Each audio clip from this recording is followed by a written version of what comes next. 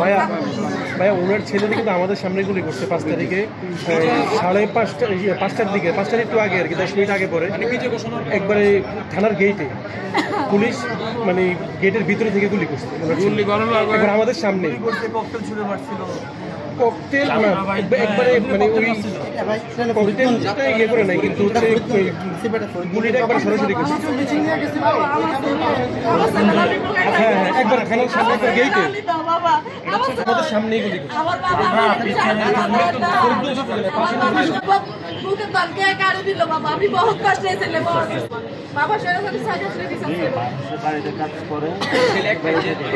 আমার বাবার খেলা গেল, আমি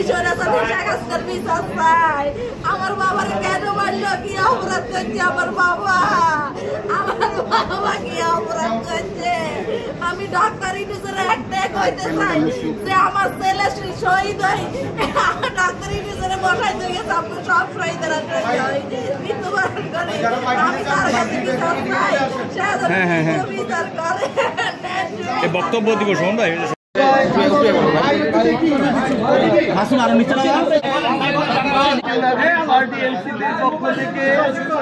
দেশ গড়তে জুলাই পদযাত্রায় আজকে আপনাদের জেলা চাঁদপুরে এসেছি। আমরা প্রথমেই অত্যন্ত দুঃখের সাথে আমরা স্মরণ করতে চাই আমাদের কিছুদিন আগে, 2 দিন আগে যে মাইলস্টোন কলেজের আমাদের একটা একদম অনাকাঙ্ক্ষিত হৃদয় বিদারক যে ঘটনা ঘটেছে। এই হৃদয় বিদারক ঘটনায় অসংখ্য নিষ্পাপ ভাই বোনকে আমরা হারিয়েছি। আমরা সেই শোক সন্তপ্ত পরিবারের প্রতি আমাদের আসলে যখন আমরা সেই দৃশ্য চিন্তা করি আমরা কিছু বলতে পারি না, কারণ যেই বাচ্চারা ক্লাস 1-2-তে পড়ে তাদের এভাবে দগ্ধ হয়ে তাদের জীবন হারানো কতটা কষ্ট হয়েছে সেই সময় তাদের, কিংবা এখনও যারা হাসপাতালে কাতরাচ্ছে, তাদের কতটা কষ্ট হচ্ছে, এটা আসলে ভাষায় ব্যক্ত করা সম্ভব নয়। আমরা চাই যে এই ঘটনার সুষ্ঠু তদন্ত হোক। বাংলাদেশে গতানুগতিক দেখানোর জন্য যে তদন্তগুলো হতো, লোক দেখানোর জন্য, এই তদন্ত নয়। বাংলাদেশকে খুনি হাসিনা এবং তার দোসররা লুটপাট করে প্রত্যেকটা সেক্টরকে কতটা অন্তঃসার শূন্য করেছে, এগুলো তদন্ত করে বের করা হোক। একজন কিভাবে একটা এভাবে যান্ত্রিক ত্রুটি হয়, অসংখ্য জীবন আমাদের হারাতে হয়, সামনে আরও কত হারাতে হবে আমরা জানি না, আমরা তো এটা হারাতে চাই না। তো তাদের প্রতি আমাদের ওই মর্মস্পর্শী হৃদয় বিদারক যে আমাদের ব্যথা, এটা সবসময় থাকবে। এবং আজকে আমাদের জুলাই পদযাত্রা চলছিল, কিন্তু আমরা মাঝখানে 2 দিন আমরা এটা স্থগিত রেখেছিলাম মাইলস্টোনের এই অনাকাঙ্ক্ষিত ঘটনার পরে। আজকে আমরা একটু ভিন্ন আঙ্গিকে মাইলস্টোনে আমাদের জীবন হারিয়েছেন, গুরুতর আহত হয়েছেন, তাদেরকে স্মরণ করে আমরা আজকে একটি শোক র্যালি করব, শোকযাত্রা। এবং আমরা তাদের এই ঘটনার সুষ্ঠু তদন্ত সাপেক্ষে যারা দায়ী তাদের আমরা বিচার চাইব। এর পূর্বে আমাদের যারা জুলাই অভ্যুত্থানের শহীদ পরিবার ছিল, আহত যোদ্ধা ছিল, আমরা তাদের সাথে কথা বলেছি।